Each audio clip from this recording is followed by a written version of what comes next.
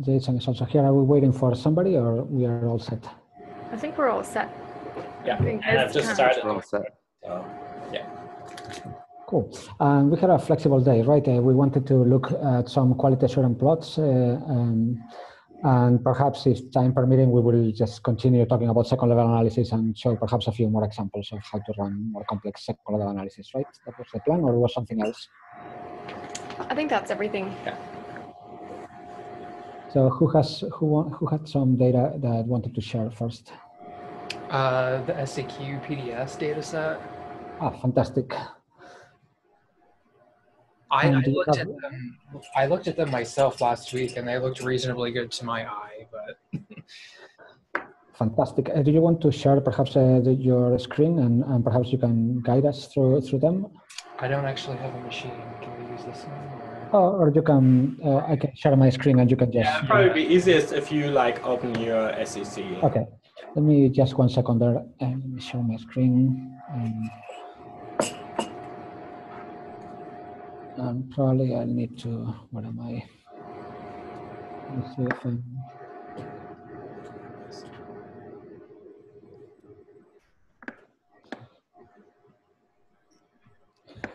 I don't think I have anything. Is Jason here? I am. Okay. He's all around. So you want to know how to drag this? So click. Ah, here we go. Or should I put it to the top? That's very good there.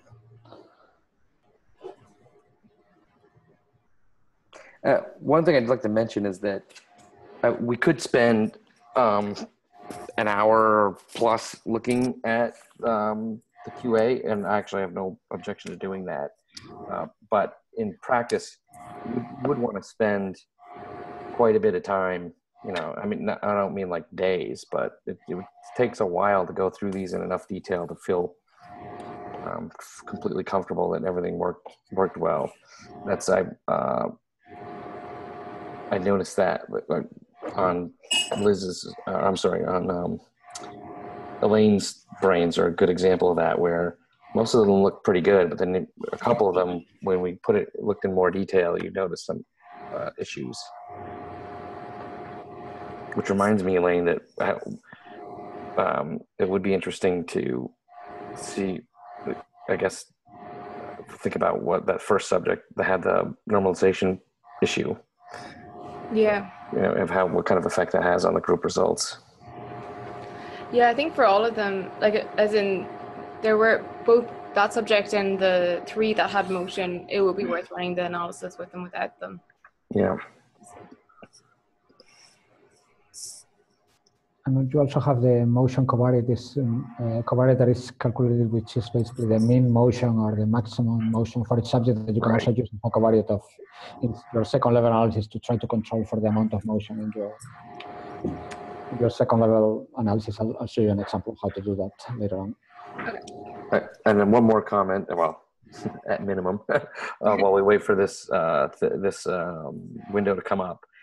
Yeah. I changed my travel plans for the rest of the week, and so I can come in tomorrow. I'm going to come in for the lab talk, and I'm going to meet with Matt at some point before or right after the lab talk, and Elaine, I could meet with you tomorrow too.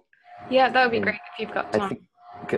I had a couple questions, and maybe Alfonso, we could figure out a time when you could meet with us. I don't think you'd have to be involved for very long, but just a couple of questions about what the output looked like.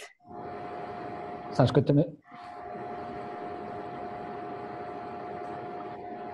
So this is taking forever. Does somebody have a VNC session? Or? I think I could do one here. Let's see. I noticed. I just got it. That's fine, I guess. Were you saying that, Megan, today? Yeah, it's been. Yeah, it takes a long time. Well, even worse than me. Oh, really? Yeah, like something that from a login node probably took 3 minutes, sitting in the cluster for hours. Oh. Yeah, I just got bored and deleted the jobs.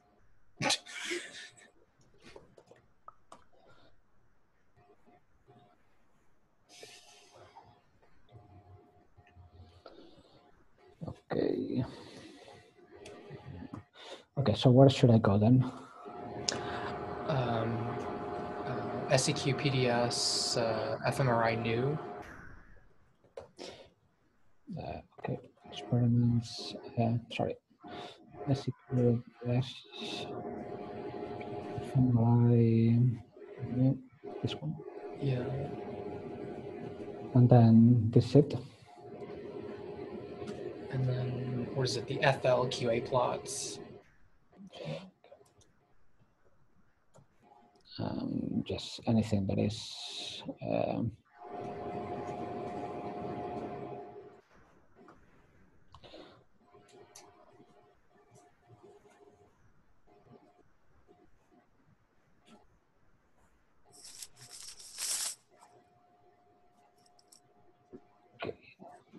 So there should be 32 subjects, 16 okay, neurologically normal, and 16 stuttering speakers.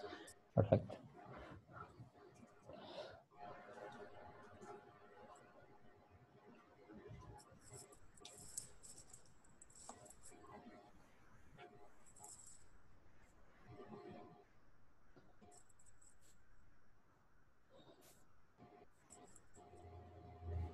Okay, this is just the realignment. All of them have the same number of sessions, or perhaps not, right? There are two subjects. Two subjects that are slightly different. So There are two subjects that are missing one or more functional runs, but otherwise everybody has all 8. cool. Okay. Great. So this was one, the 2 PO7, and 16. 16, so this might be another one. That looks fine for all of them. And do you have any annotations on this or not yet that I would? Any what? Annotations. You can add comments. No. Okay. I mean, it was just sort of a quick and dirty, eyeball test, kind of. Cool. In general, when you go through the data, if you find something that is weird, just write an annotation for that individual subject, and that makes it easier than to. So if I write something here, I say weird. I don't know. I thought they looked reasonably good. I was expecting more problems because I think at some. I don't have write permission. Sorry, this is something else that probably we should do at some point. Why don't we just well, actually, Alfonso, can you remind everybody, because I forgot what we want to add to our bash or parsing files? If you go to your current directories, to your folder directory, that is this tilde syntax. In my case, this is this. You will have a number of configuration files, those that start with dot something. And typically, if you don't know which one, it depends. You can write the same configurations in many different things. So what I look is for basically something like that. Look for the word umask in any of the dot configuration files that are in your shared folder that start with dot, and basically you will have something like bash RC or C, depending which shell you typically start with. That configuration file associated with that shell will have a command that says umask something, and if that if you have something that says umask 022, then change that to umask 002, and that will avoid all of these issues with not having write permissions for other people in your group. But that only affects all the new folders that you create afterwards, right? It's still right. Right. If you want to change something that has already been written with the wrong permissions, you can also use the syntax. Let me remind myself. There was a syntax for that. It was called util set permissions. So you can use FL util set permissions to whatever folder you want, and that will apply. Basically, that runs the chmod command. It basically goes recursively through that folder, all of the files, and it assigns write permissions to the group members. So this is what this chmod, this is the recursive flag, and this is the adding write permissions to the group, and this is to whatever folder. So you can do that manually, or you can use the fl util set permissions command to change the permissions on any folder that already has the wrong permissions. The only trick is that you have to do it yourself. I cannot do it for you because I don't have the permissions to modify your permissions. So that's. But we could give Matt temporary control of your desktop, and we could just you could SU to him. No, he can do that from a secure shell, just logging in remotely. It doesn't have to be this desktop. If I keep in control of my desktop, he will be my user. So unless he sues, I don't have the same problem. In any way, this was just to show that you could write annotations, but you probably already know how to do that. So I'll skip it. Let's go through these guys.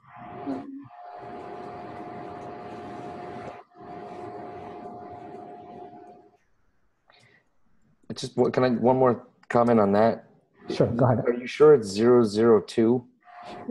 002 is the ones that you want, and this is basically and 022 are the ones that you probably have. So if you do chmod 002, 022, I think. Right. If the umask command, if your umask command says something like umask 022, then change that to so that it says 002. Oh, okay. But that will only apply when you start a new bash screen, right? So when you first log in. So basically, if you change it in your configuration files, the next time you log into the machines, you will have the proper settings. Huh. And that's different than if you do change chmod and a chmod. Right. Chmod is to change the permissions of. So chmod is to change the permissions of any particular file that you have already created. And the umask is where you specify what type of default permissions you want to have for any file that you create from that point on. And you can go and do that. Umask is a command. So basically, I could say umask 022, and then I check my command is to 2, and that basically means that if I create a new file, let me see where I am. If I create something, then that file won't have write permissions for the group, right? And if I change that, let me remove that file now. And I'm going to change my file, I'm going to change my mask permissions now to 002, which are the ones that you want to have. Then every time that you create a new file, you should check the permissions of that file that should have write permissions for the group. So you see this W here. That means that the group can write. So this umask setting is basically from that point on, or at least within this bash session, any file that you create, where are going to be the default permissions, and you want that to be 022. If you add it to your config file, to the bash RC file, if you add this command, that means that every time that you log in, you will have those settings as the default settings. So from that point on, anytime that you log into your machine, you will have the correct settings. If you just change the mask manually, like by writing right now a umask 022, that means that only for this session that you are logged in right now, you will have the correct settings. But the next time you log out and log in, you will again have the previous settings. Does that make sense? There would probably already be umask 022 at the top of your bash RC, so you just change that number. Exactly. So if you go to your folder and check that, for example,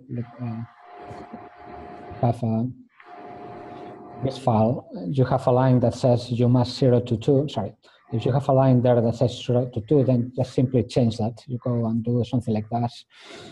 Bash RC, go there and change that to. Let's say it was like this, so basically just remove that and add the 0. And then just write it, and you have the proper settings for the next time that you log in.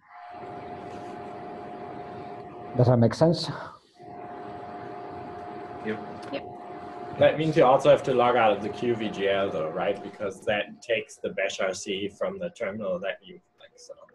Obviously. Right, but my settings are just fine. Right now, the problem that I have for writing permissions is that these folders that are in here have been created with the wrong permission. So if you do the chmod on these folders, I should be able to. So basically, if you go to this folder, and then write in the command line something like this,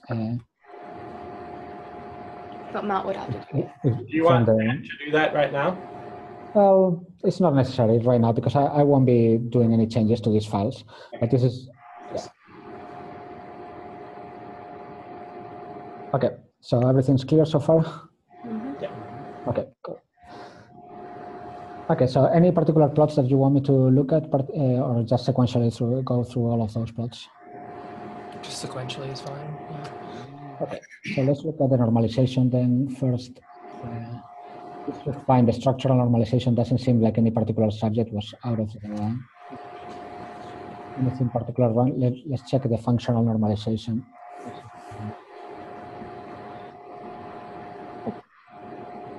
Is it possible to make that window bigger, Alfonso? Sure, no problem.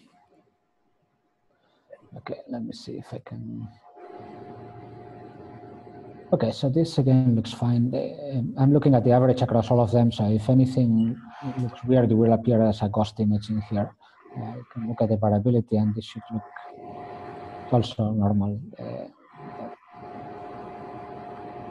So, and then I'm gonna quickly browse through each one of them. Perhaps I can do that. 32 is gonna be a lot to look simultaneously.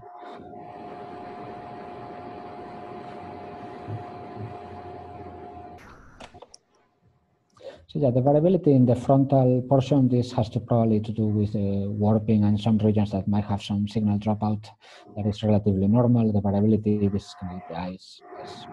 Fine. So this looks totally normal. I'm just waiting for this to show. This is just too small to see anything, so let's go back to this. Let me go sequentially through all of them. So this is first.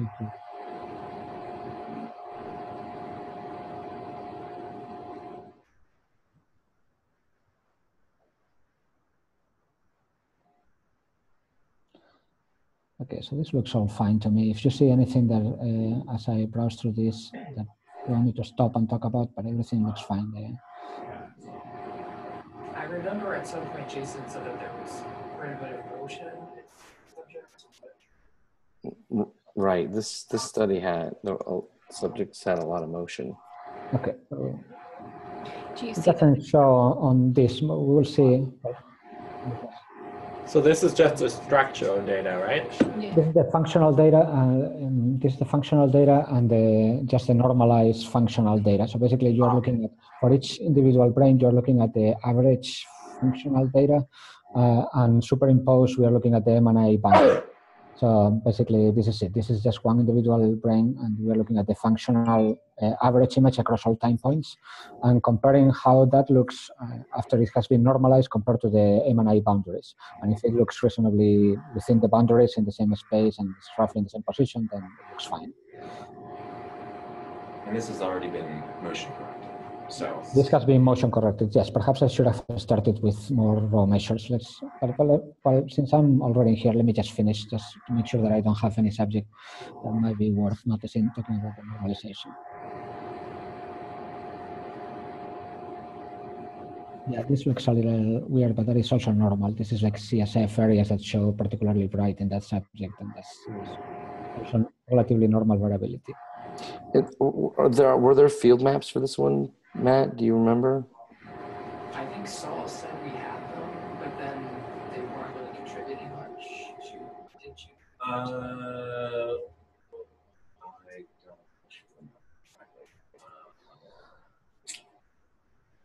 I think we did have them, but because it was the the reason we weren't using it is because since we're doing the volume analysis first, where field maps are not as important because of doing the direct normalization. Is there so Alfonso, is there a good reason to not use the field maps? If you have them, yeah. Right. A great reason to not use them is that they are not available. But yes, exactly. They are available. Is there a good reason? No, not really. If you can get them to look reasonable, and if they seem to improve the data, then you should at least give it a try. Yes. Yeah, There's and no- so I think for any analysis, if we have them, we should try to use them.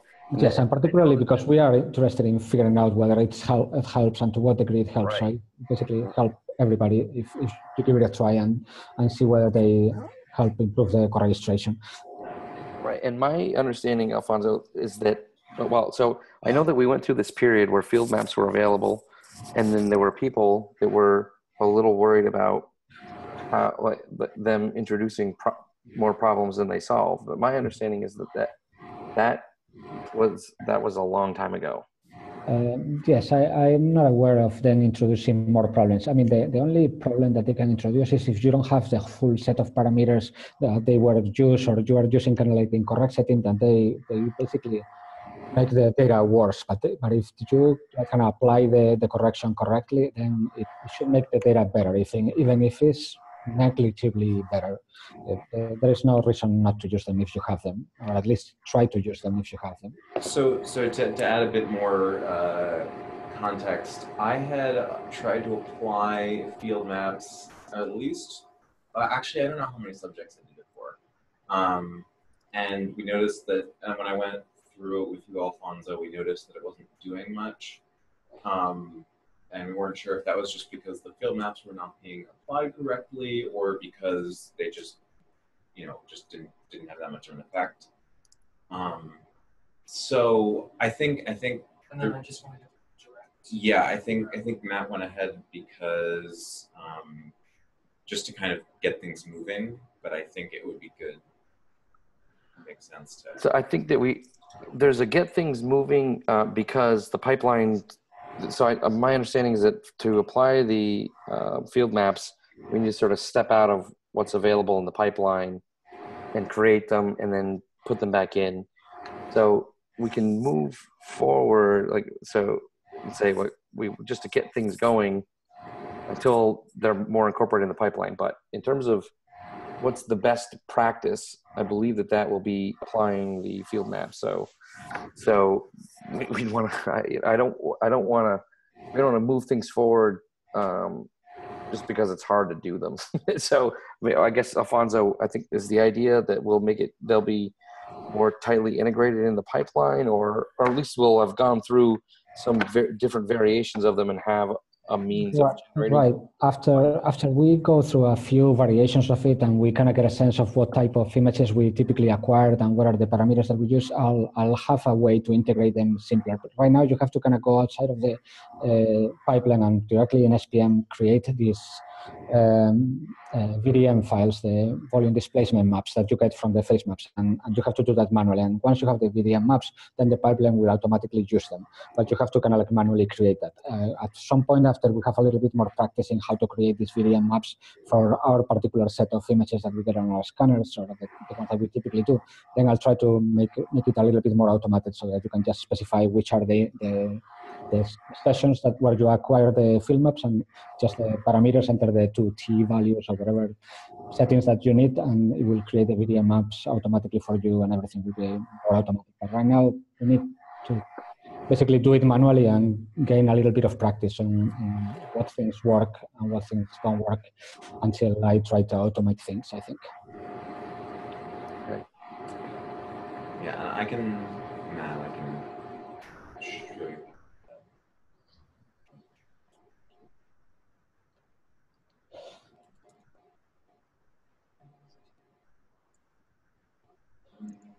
It's tricky. Yeah, you have to.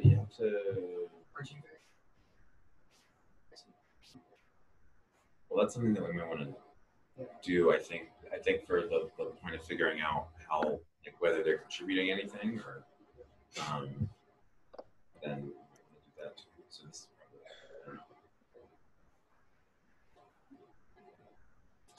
Okay, I wanted to create, I see that you haven't created this histogram type of displays yet, so let me see if I can create them manually for you. Just 1 second. Oh, I'm not going to have write permissions. This is going to be problematic. Could you grant me write permissions in a second? Do you want to just log in? You have to do it from your. No, you basically have to log in to any to SCC1. It doesn't have to be anything that has VGL or anything like that. It can just be a secure shell line. Then cd to this folder and write this. Big R. Yeah. Yeah, we've got a computer. So. Okay. Yeah. So any secure shell terminal would work. You don't. If you want to go to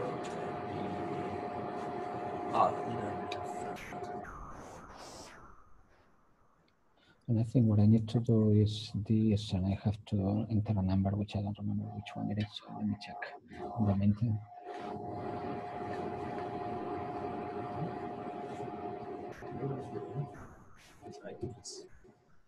It's not here.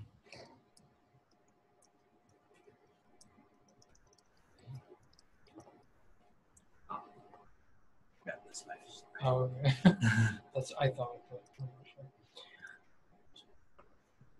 And then just navigate.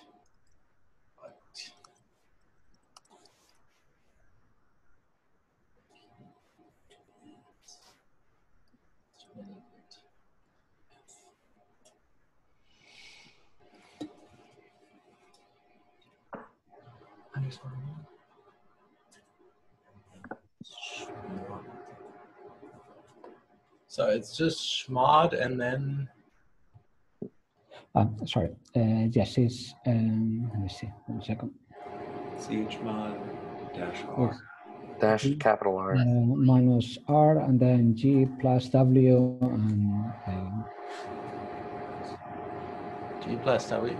And then. Asterisks. Is it an asterisk? Yes. Is the asterisk, is there a space before the asterisk?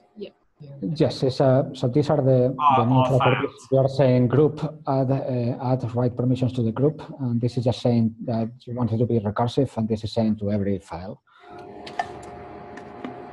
Yeah, it's taking a while, but I guess there's a lot of files in there. Cool. Okay, and I think this should work, but I don't remember exactly. It's blah, blah, blah, blah, blah. So let me know when it's finished. Error with some of the files, but just to see.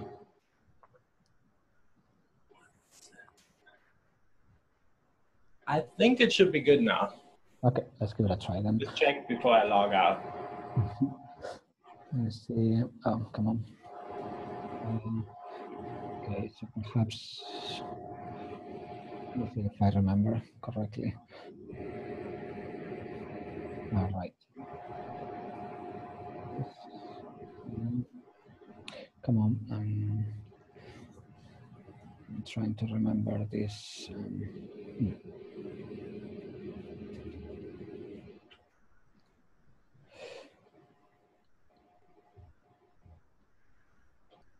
Why not? Let me just check.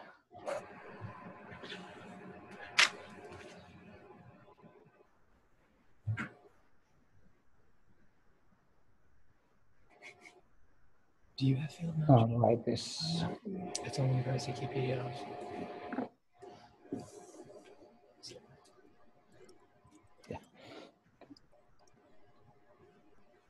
Command was schmod dash capital R G plus.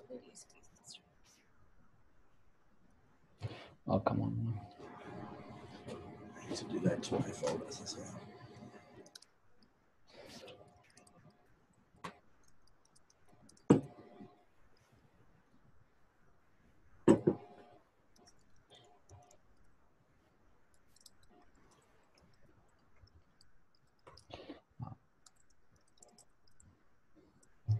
The list.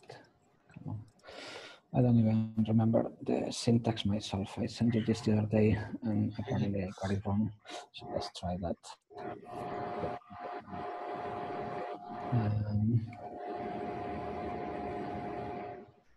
Okay, so this works. Okay, so you've got access now, right? Sorry? You have write access now. Yes, it seems to be that working fine. Okay, so what I did is run this command. After a little back and forth, I ran this command to create the plots that are called 31, which are the histogram display plots. So if you have a data set that you have created all of the plots already and you just want to add the histogram display plots, you can do it using this syntax. And after doing that, should be able to just load this again then for a second.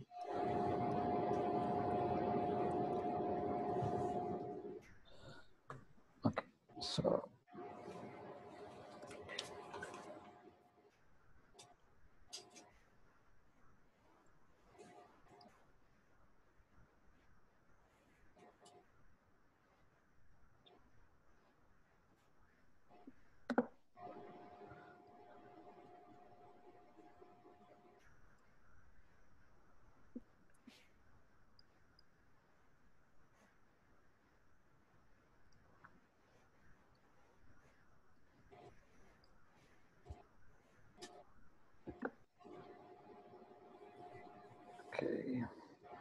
Okay, so this was basically to answer the question about motion. You wanted to see whether there was some subjects that had particularly bad motion, and you can do that looking at the max motion variable or the mean motion variable. There are two different measures that have to do with either the maximum absolute scan-to-scan motion of a subject, which is this max motion, or the average scan-to-scan motion for a subject. So typically mean motion is a little bit more representative because max motion might be that a subject moved a lot in just one instant, but it did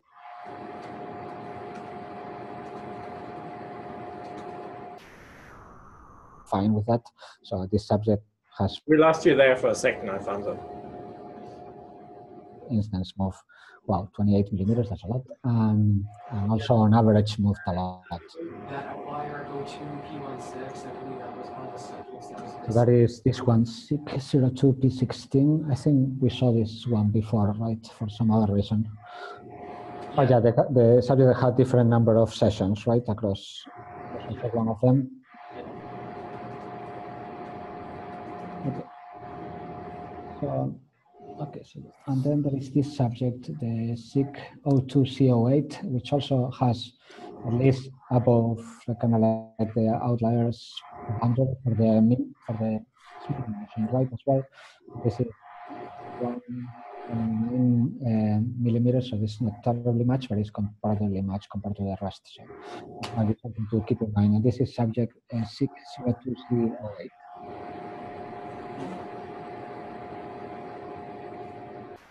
And in terms of invalid, so basically number of valid scans, which is this, the less valid scans that you have, the more noisy your data is going to be.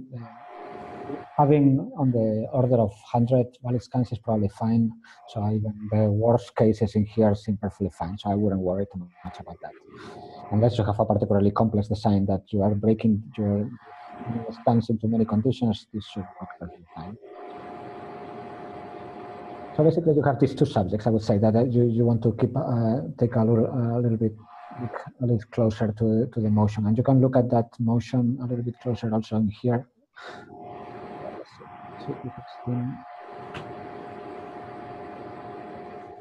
So Jason, you had said that this data set had a lot of motion. Yeah, that was the report that we had to remove a lot of trials due to motion.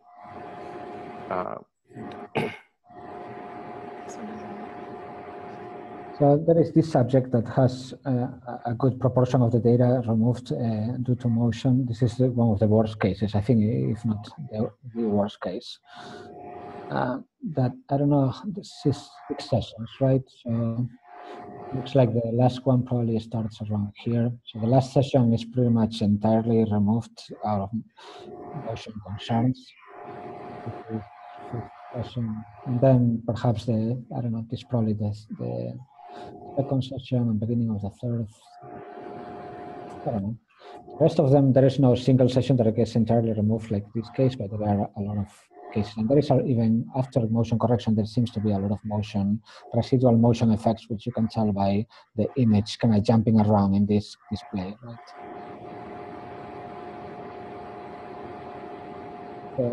So yeah, this looks a little bit problematic. It's not problematic to the extent that you are not going to have enough data points to estimate your effects, but it's problematic in the sense that you still see residual motion where you shouldn't see much after motion correction. So perhaps the motion correction step is not fully being able to correct for all of the effects of motion.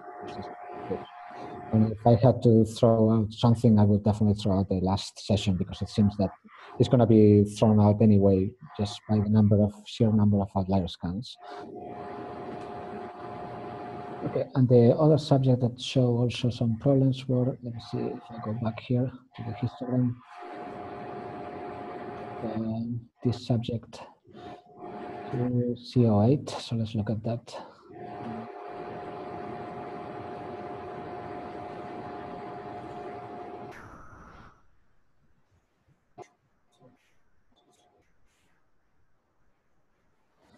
Okay. So yeah, this has a little bit less sessions, right? Oh no, this has 8 sessions, right? Oh, so this is 8 sessions. That one should be good. Right. Okay. So the second half of the acquisition seems notoriously worse than the first half. So this is probably the 5th session. This is the end of the 5th session, right? You have 30, how many? 40 volumes per session.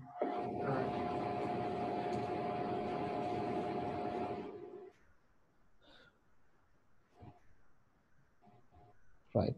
So the same thing happened. It seems a little bit more localized to the second half of the acquisition. So is the design kind of like balanced so that if you lose the second half of the acquisition, it's kind of like it's not going to be representative of any particular conditions more than others? I don't know that it's explicitly balanced. I don't know. I have to look at that. Basically, if I tell you that you are losing the second half of the number, so you only get like the first half of the sessions, is it something that you're going to be missing that only appears in the last half or appears? No, I don't think it wouldn't be that you'd be missing out on things. I think that there's like a random sampling of the potential trials in each. Okay, so sessions are roughly repetitions. They might be like different randomizations, but they are. Well, they're not. I don't know that they're repetitions. There may be specific trials more toward the, toward the end rather than at the beginning.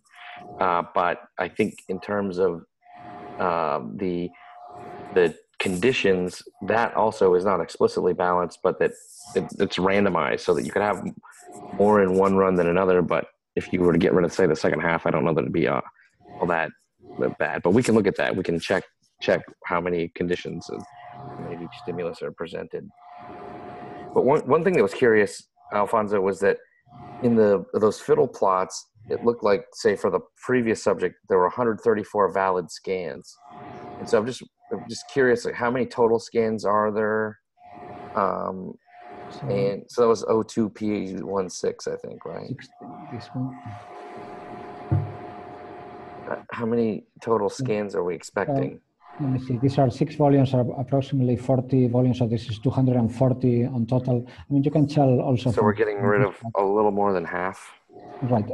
You actually get that number in here. If you just look at this, this is the number of valid scans, and this is the number of invalid scans. So this tells you how many. So 112 are being removed, and 134 are kept. Okay. So 134 is more than I would have guessed, given what the outlier line looks like in the motion plots. But right, let's look at that.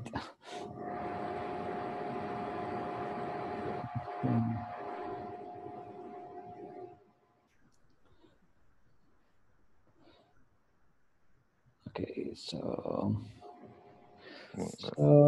yeah, about half, right? I mean, yeah. So roughly the same thing, is same times is are down than up approximately. So I would say matches roughly. Okay, makes sense so far? Yep. Any other questions that you have for this? I mean, for this amount of motion, I'll probably just keep it as it is. If you're not doing session-specific effects, right, in the first level analysis, or you're not planning to do that anyway, right? Are you just doing group contrasts? Yeah. But you're using I haven't changed yet the default settings. So if you are when you run the first level analysis, are you using the session? Let me remember myself the flag name. I think it's called model sessions or something like that. Model session, yes. So are you setting this to 0, basically?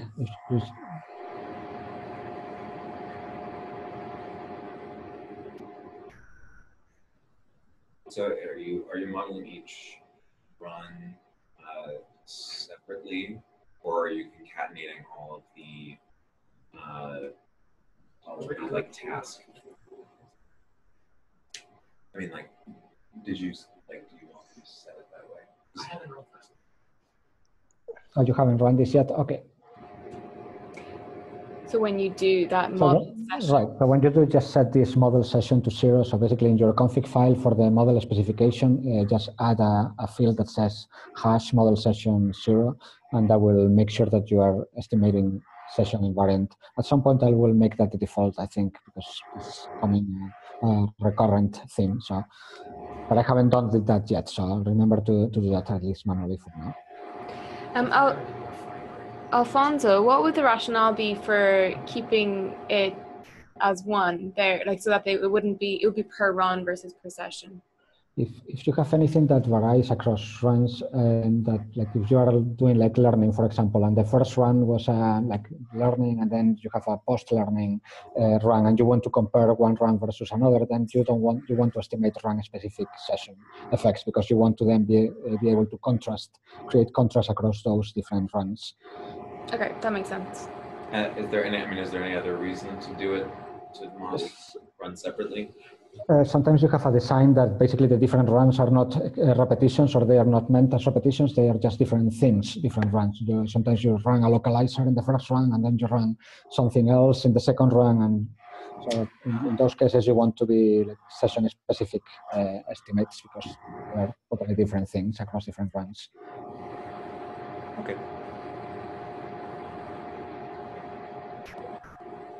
Okay, so I would say it's not terribly, the amount of motion is not terribly bad from what I can tell for this guys. So let me see the mean motion, the range. Yeah, max motion, the number of subjects that are, let me see, max motion is a little high, right? But motion is not that bad, and for most subjects they are in here, so you are keeping most of the data. You are removing only about 10 scans, like for most of the subjects, the ones that are in here. So I don't say that this is a bad data set for motion. There are these couple of subjects which are notoriously worse than the rest, and that also seems to, let me check if they are the same.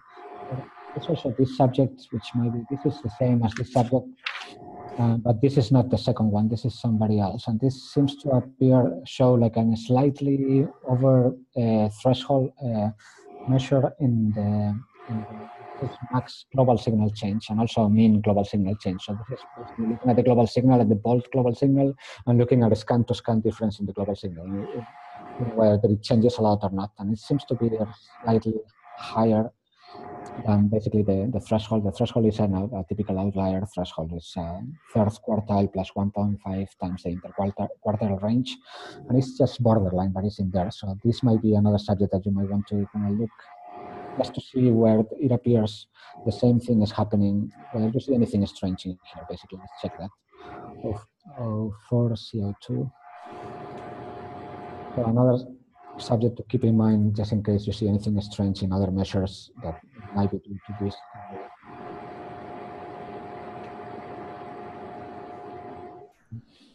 Yeah. This time.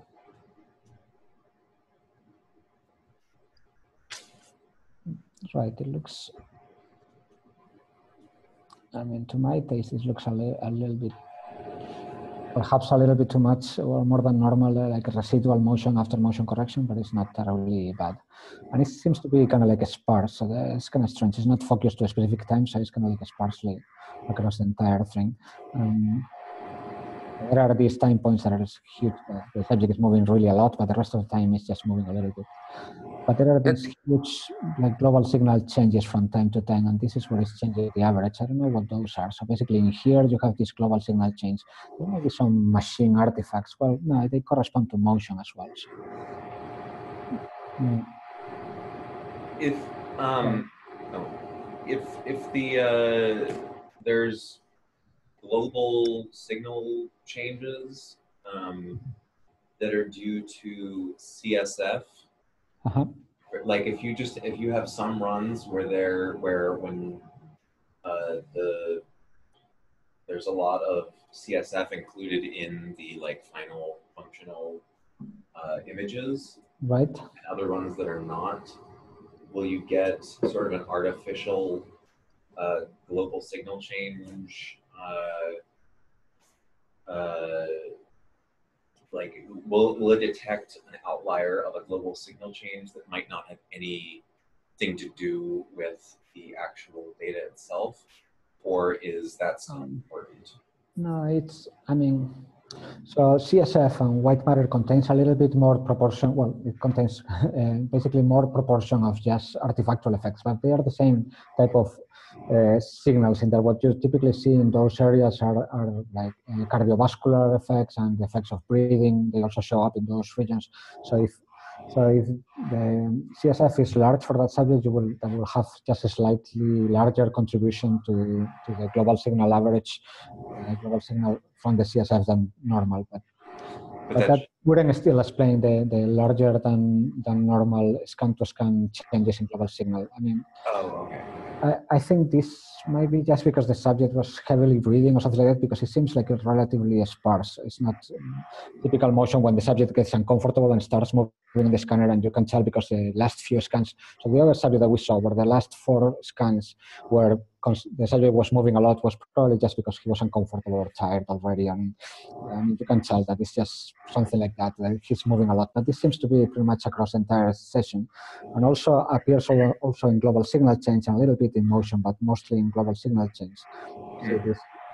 So this might be just like he was very heavily breathing or something like that. It could be, I mean, both breathing, cardiovascular, and effects, they all appear in global signal changes, and they might not appear in subject motion because it depends. I don't know what exactly this subject is. It's not as bad as to throw him out or to worry. Just to keep in mind, just in case you see something strange from this subject, if you get very bad estimates from that individual subject, just keep in mind that this show a slightly higher than normal effects in this measure in the global signal changes. But it's kind of like borderline, so I wouldn't worry terribly much about that for now. Yeah. There are a couple of additional quality assurance plots that I think are going to be useful for these cases where you want to kind of like evaluate the quality of the volt signal, the residual, the volt signal, like an abstract measure of the quality. And I think you can do that looking at a couple of additional results. I'll just take a note.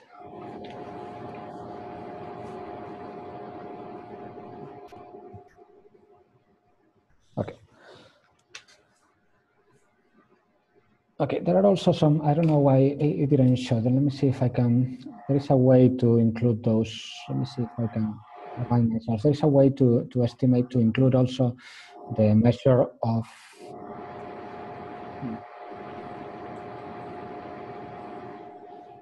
it's not in here. Let me check. Oh, for the violin plots, is it, so I noticed that you can see the distribution across all the subjects, but for some of them it might help to have like a reference, just a general, like this amount of motion is a lot of motion. So even if a lot of subjects have a lot of motion, that even though they're sort of clustered together. Yes, I see what you mean. Yeah, it depends on the data set. There is no such thing as an absolute measure that you can, I mean, there are roughly guidelines. So if you see anything that is, I don't know, just to keep in mind, something typically when you throw outlier scans, you throw them if they show anything higher than 1 millimeter motion. So if you see something that on average has higher than 1, then it's something that is problematic. So that kind of matches this. On average is lower than 1, and that is relatively fine. Having like anything larger than 1 millimeter on an average is probably an excessive motion, but sometimes you have to live with that because that is your data and that is all that you can get. And if you start throwing data at that level, you end up with no data at all. It depends on your population. Perhaps you're looking at a population that just moves a lot, or they are kids, or they are nervous, or they're claustrophobic, or they are so. But there is no like absolute number that you can say if it's below that, then you have to throw you. Okay. Yeah, I guess it was just helpful to have that 1 millimeter. Sometimes if you are very conservative, you throw scans that are below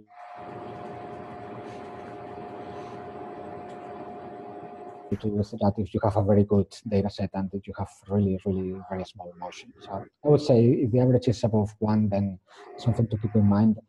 The global signal is kind of like similar in that sense. If you see, these measures are CS scores, so they are in terms of standard deviation from the mean. So again, they are normalized for each subject. If you see anything that is higher than 1, then it's on average that is perhaps problematic, but so 1, I would say, is roughly a good threshold to keep in mind. And that matches in general what you will find in your different data sets. So basically, you see that here all of the mean, this is mean 0.101, and this is mean 0.94, this is 0.80. And this is for mean motion, this is 0.75 millimeters, and this is 0.4, and these are 0.16. So these are very good subjects. These are okay. Alfonso, can I just ask how those are calculated? Because you, like, with the diffusion data, with the tool I'm using, I'm getting like, translation 3 numbers and then rotation 3 numbers in gradients. And how do I combine those to get that average? Right. Right now we are basically ART software is the one that is doing that combination, and the combination is basically looking there are different algorithms for doing that, and there are some that are more complex than others. The one that I'm using, it basically looks at creates a bounding box of the brain, and transforms the 6 parameters into a motion of that bounding box, and looks at the motion of each phase of that bounding box and computes the maximum of the motion across the 6 phases. So basically, for every 2 consecutive scans, it computes the motion in terms of this bounding box changing in orientation and position, and takes the scan-to-scan measure to be the maximum motion across any of the centers of the 6 phases. How that is computed. So basically, it takes the worst one and uses that number, so they're not. Right, but there are other standards for that. There are some people that use, instead of looking at the bounding box of the brain, they look at a sphere of, I don't remember, like 20 centimeters sphere or something like that, and they look at the motion in that sphere. Basically, it's just a single number, it doesn't depend on the position. So there are different, they end up being very similar, but there are different ways to create this how to collapse these 6 motion parameters, 3 translation and 3 rotation, into a single measure. And the way we are using here is basically the one based on ART. So do you think if I get this table of like motion from the first to all the consecutive volumes or in between volumes, that's going to be the same number that they show there, probably? Sorry, I didn't hear you. So this tool gives me like the 6 columns for like every slice to slice, actually, but I mean, that's not relevant. But I'm also getting like a file where I'm getting the basically the average motion from one volume to the next. So that I kind of have to find out what kind of measure the tool uses, and that would allow me to understand like how much it really is, because depending on what kind of measure it uses, those estimates could mean different things, right? Right, exactly. I mean, they differ a little bit in the total scaling, but they typically are similar because they represent some measure of voxel specific motion. So the problem why there are different standards and there is no gold standard is because when you have the brain moving, every voxel in the brain is going to move a different amount. Some voxels move very little and some other voxels move a lot. So how you collapse that into a single measure of motion, it depends what you consider. There are some people that look at the average motion across all voxels, or the maximum motion across all voxels, or this kind of bounding box or a sphere. So there is no like best approach, and depending on the specifics of which one your software packages uses, the scale of the numbers that you get might be slightly different. So that's another reason why this type of global numbers, so if you say anything higher than 1, throw it out. Those are difficult to make those type of statements because the numbers themselves are scaled differently across different packages. So that makes things more complicated than necessary. Yeah, and I might get an estimate that is based on voxel size, right? So if I actually have 2 by 2 voxels, then that number is actually much bigger than if I have 1 by 1 voxels. So that's the consideration as well, right? Well, again, depending on the algorithm that they use to create this collapse, there is no perfect algorithm, and so all of them roughly attempt to measure the same things. Or you can believe that they will roughly give you the same measures or similar measures, but they're not exactly the same. So if you want to compare across packages, that's a little bit complicated. Okay, so I think it's fine. Anything else that you want to look at in these plots? I think we went through most of the stuff. We haven't looked at record registration. Perhaps we can quickly look at that now, or what do you want to do, guys?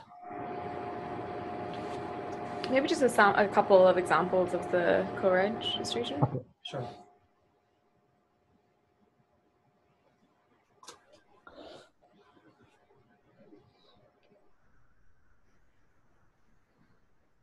Okay, so this co-registration, let's go subject by subject then. Okay, so what I'm looking at is the functional data. I'm looking at the... Can you make that bigger again? Sure, thanks. And I just launched the specific one just to look at this for a second. So basically we are looking at the individual brains, looking at the functional data again, and now we are looking at the boundary that has been constructed from the structural data, but looking at the boundary of the gray matter. So after segmenting the structural data, it determined which regions were gray matter and white matter, and it just constructed this boundary of the gray matter voxels, and that is superimposed on the functional data. So you're looking at boundaries that are derived from the functional data superimposed on the boundaries that are derived from the structural data superimposed on the functional data. So that should tell you an idea of how the structural and functional data themselves are correlated. And what you are looking for is correlation between the features. So basically, you are looking at features that are, so look at something like that. For example, do you see here, and let me take that off. You see features here that correspond to the, a little brighter, you see the sulci, and a little darker and the either white matter in here, or brighter are either gray matter or CSF. So you are trying to look at these features and see where they overlap, overlay well with the features that are similarly extracted from the structural data. So basically the gray to white matter boundary roughly that you get from the structural data. And in this case, you see, for example, look at this region. You see there is a relatively good match between what you find in the structural and what you find in the functional data. And the same thing, kind of like if you look at the CSF boundaries in here, probably the correlation kind of goes awfully bad in here, just because this is a data where the functional data looks awful. You see the functional data in there just looks totally warped, and that is again totally normal. This is just fine. This is the warping that we talk about a lot in here. And if you go all the way to the up, you might see some miscorrelation as well, but in this case, it doesn't seem to be either. It seems to be perfectly fine as well. Well, just a little bit worse. Still fine. So basically, I'm looking at the features in here and trying to see where I'm looking at the same shapes, and that looks fine as well. So basically, this is roughly how you go about it. This looks a relatively good correlation, I would say. I don't see any major problems other than the expected warping and a little bit on the frontal poles here as well, but not that much really. Even in these regions, looks okay. So this looks like a good subject for the correlation.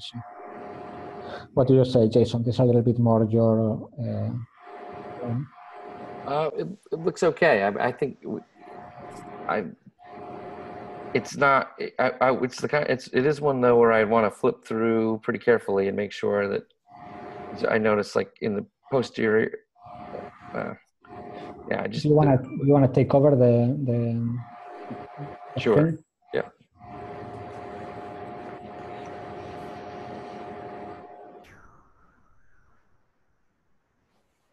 Okay.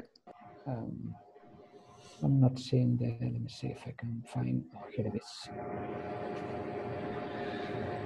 Okay, so yours. Okay, so yeah, look, this all looks good here, right? This looks pretty good through here. Back here, this kind of jumps out quite a ways. So this is the functional data with the individual subjects SPM generated structural like white gray outline, or roughly, right? Is that right? Yes, exactly, yes. So but back here, I guess, unlike up here, it seems to kind of jump around a little bit. So I'd want to look through a few adjacent slices and see if it seems to be catching it. It does over here. I mean, here, I don't know, what do you think about this? Right, it goes a little bit beyond what you would expect. You're right. Yeah. Yeah. That's supposed to be the white-gray boundary? Well, roughly, right? It kind of depends on where you have this threshold.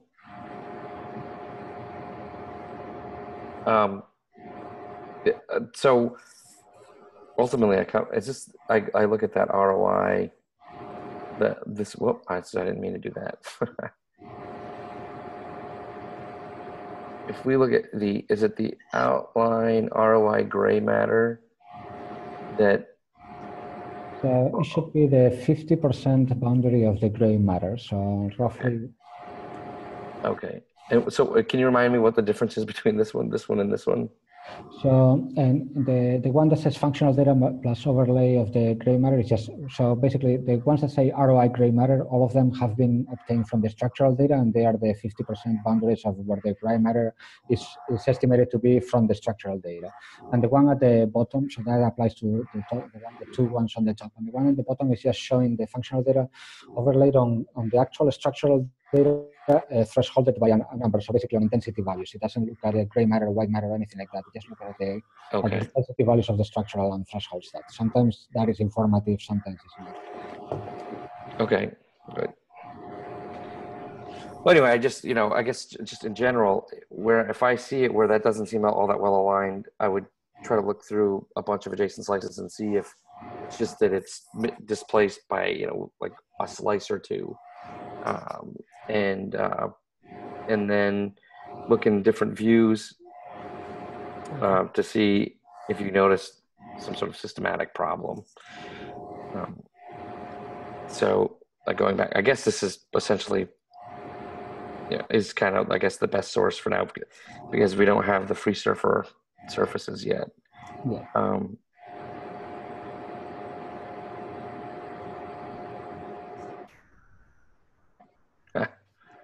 Looks good.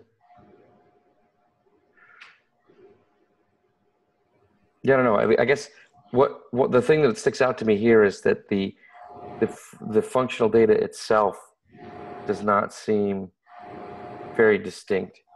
So maybe we could just pick another subject to see the contrast in the functional data. If you remove the overlay, a lot of time.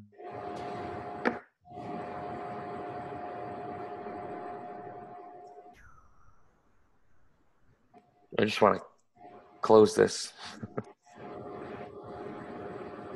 What about if you play with the image threshold and the brightness? Would that help, or is it just that may help too. The fMRI or the functional image?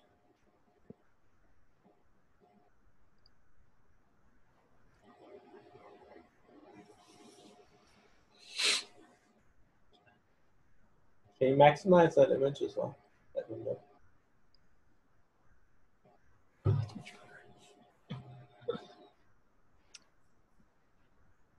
So it looks all right. So I guess this is what you would change where this line is, and you can play with that a little bit to try to find some sort of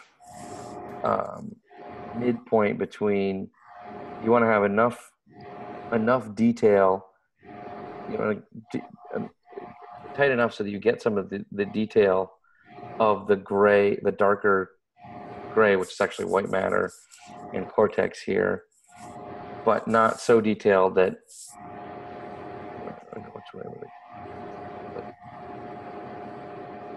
so detailed, or I guess this would be less detail, right? Or maybe the detail is not the right way to describe it. This is pulled in toward the white matter. If you pull it in too far, you miss. You're not going to get some of the. You're going to move too far away from the border. If you move it far out, obviously not. So, I guess maybe Alfonso, we do need to play with this a little bit. That's something that on the other ones that I looked at, we hadn't had to play with that too much. But here, if I have it more generous, it's clearly it's kind of following Here it's displaced a little bit. This one here is displaced a little bit.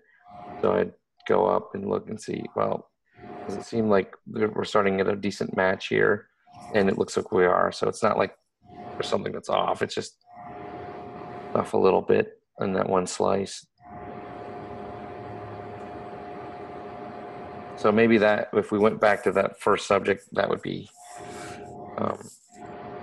something we could look at. This is the image threshold, and there's image brightness.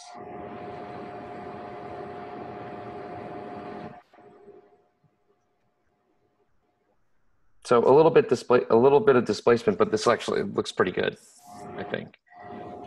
Once I played with that a little bit so that it was actually pulled out enough here. Given how long it takes to update these, does anyone have any other questions on this one before I try to cancel it? No, I think it's pretty clear what you're showing. Okay, I had little confidence that it was clear. What do you think, Alfonso? No, I was going to say that perhaps we can sit at some point, you and I, and you can tell me a little bit more what thresholds you think might work best for you, so that I can use those as the default settings, basically, for all of the plots that are generated in the future. I can show you kind of like the different plots that could be created, and you can tell me which ones might be most useful in terms of determining the quality of the correlation easily. Yeah, it'd be interesting to see if we can come up with something. It seemed like the default one you were choosing was pretty good in the other data sets that I looked at. So I don't know that we'll find one, but yeah, we should. The more we look at, the better we'll get at determining.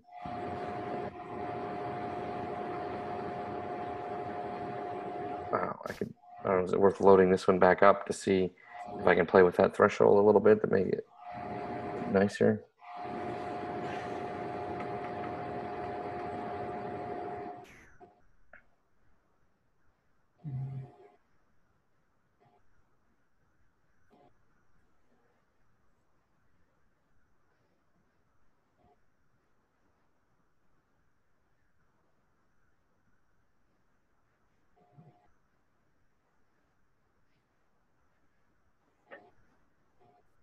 Yeah, it looks pretty good. I mean, you see, like toward the back here, the occipital pole. There were some slices where it seems like it might not be all that great, but we know that seems to happen. It's hard to avoid that. So, yeah, this I think overall looks pretty good. And the other thing that I would do, though, so like here's an example where it seems like it's off. If I cook a few slices, it's still off, but I don't know that I think that's often the case here at the poles. One of the things that's good to do, though, is to look at this. So I guess maybe it was looking at this ROI gray matter. I can open that up, but what I like to do is to have a way of making sure that the structural outline that we're looking at is one that we like. So if I pick this one, right, this is the only one where we have some measure of a structural outline on the actual structural data, correct? Right, exactly. So you can actually tell which threshold, basically what they mean in terms of the actual structural data.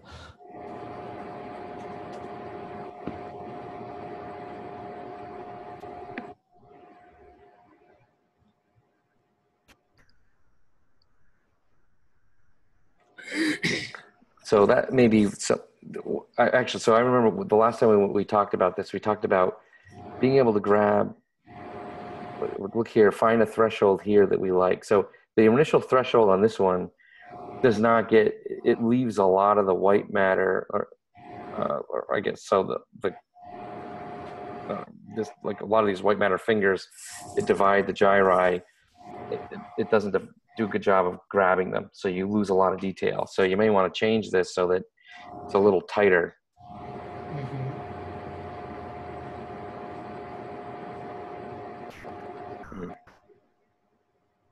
I don't know that I can. Because if I do this, so Alfonso, would it be possible to Well, what would be a way that we could do this? So what we want to do is have something where we can say, okay, here's this outline at a certain value on the structural data. So we know that this is a good representation of the structural data.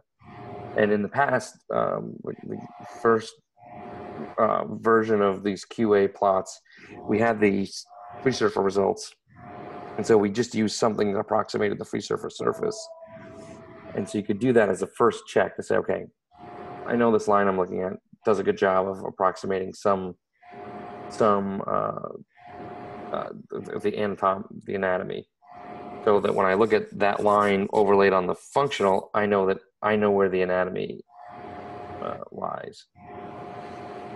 Is there a way for me to modify this white matter value, or to look at this, or to look at that structural overlay?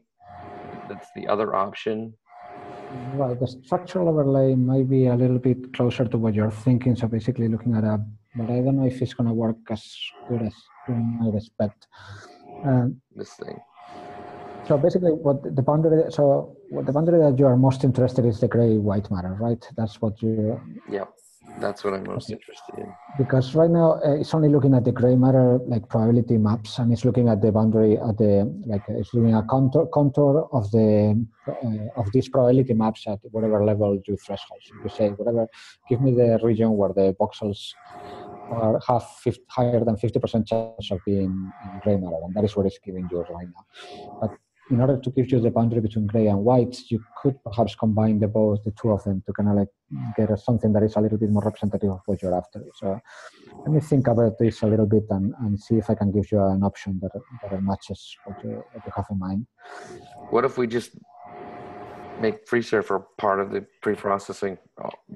Right. We can do that, and we already have. I mean, if you run, let me see. If you import the structural data from FreeSurfer, I think, and keep everything in subject space, that is what is going to happen by default, that these boundaries are going to be extracted from the FreeSurfer segmentation as opposed to SPM segmentation.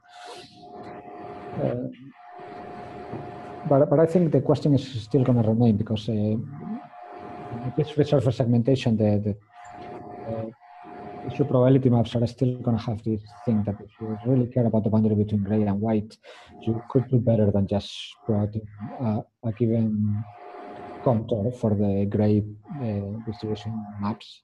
So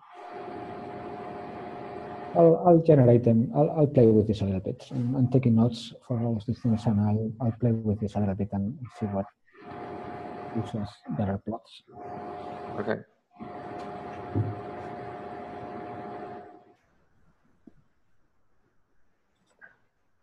So I would say you want to look at like in general, you want to have a sense of how well are we characterizing the structural anatomy, and then so just a quick run through for each of the subjects, and for that you can at least, like if you have the FreeSurfer, well, whatever it happens to be, you can see that on here typically. You may be able to see it sufficiently in these group plots, or I said like these just subset plots. But then I would go through each subject once you have a sense of that the anatomy is fine, and look at this or the functional over the ROI gray matter or structural overlay or whatever we happen to have for each subject in detail. So loading up the detailed one and rifling through and making sure that things look okay.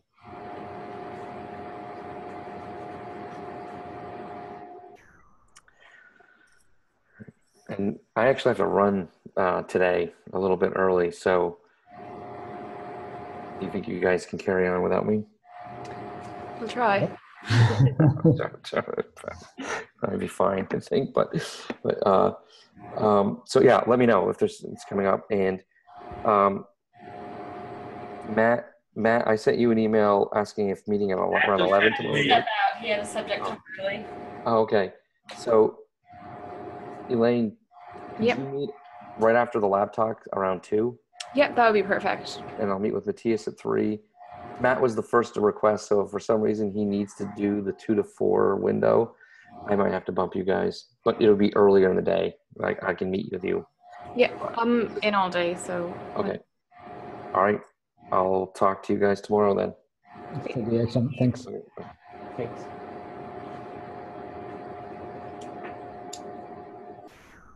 Okay, so co-registration looks reasonably okay. We will try to come up with better ways to display this, so that we are able to look at this in a little bit more detail that we are currently able to do so at this point. But at the level that we are able to discern, which is perhaps not as precise as we'd like, at that level, I think this co-registration looks perfectly fine. Again, the variability, the difference that you see there within the normal variability, these type of things that you see in the frontal areas, all of that is totally expected. If you have a subject that looks slightly weird like this, you can just go in details and change the threshold manually, and that typically helps make it look better. This threshold is not always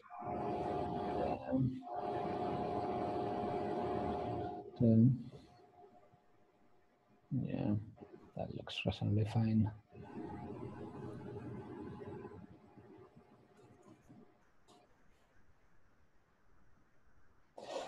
Yeah. So I don't see anything that is strange here. Everything looks perfectly fine. I don't see any subject that is off the ordinary. This looks all to be within the normal variability, and except that couple of subjects that show a little bit more motion and that additional subject which show a little bit more global signal changes on average, that perhaps you might want to just keep in mind just in case they show up in different measures. Everything else perfectly fine to me. I don't see anything weird. Are there any other specific questions that you want to go through or plots that you want to look at in this? I think that's probably it for now, especially because Matt had because Matt had to step out. Is there anything else? So I think for QA plots, we're probably good for now. Okay, fantastic. What are you with your data sets? Are you waiting? What are you basically for each data sets? Are you processing first level analysis already? How are those going? Well, for the rhythm study, I haven't revisited the data since we have this this FL function, and since all of these QA plots have been well developed or added, so I still need to go through preprocessing steps. I'm still going through old data, trying to figure out how to make my configuration files make sense and which numbers and how I can trust. And this is for the first level analysis, right? For the design? Yeah, for the first level analysis for the EFOG. Yes. For the S-rate, I've run the second level analysis, and I met with Frank late last week just to show him the output of that, and he gave me some suggestions for the next steps and focusing on, for example, surface-based analysis. But I'm meeting with Jason as well tomorrow, and I might get some more direction there. Okay, fantastic. Excellent. Well, very good. So anything else that you want to go through today, or do you want to call it a day? I think we can call it a day. We could go briefly through more second level stuff analysis that we left the other day, kind of like in the middle, or we can just wait for, if we are tired, for some other day. We can do that on Thursday or the next time we meet. It might be good to do it on Thursday, right? I have a feeling like just generally starting a new topic now, our brains are saturated. And it's not really that much longer that we have, so we'll have to rush through it anyway. So I'll probably just prefer to wait until Thursday. Yeah, so it'd be good to start with that then on Thursday. Okay, great. Great. Well, thank you very much. See you guys then on Thursday. Thank you. Bye-bye. See you guys.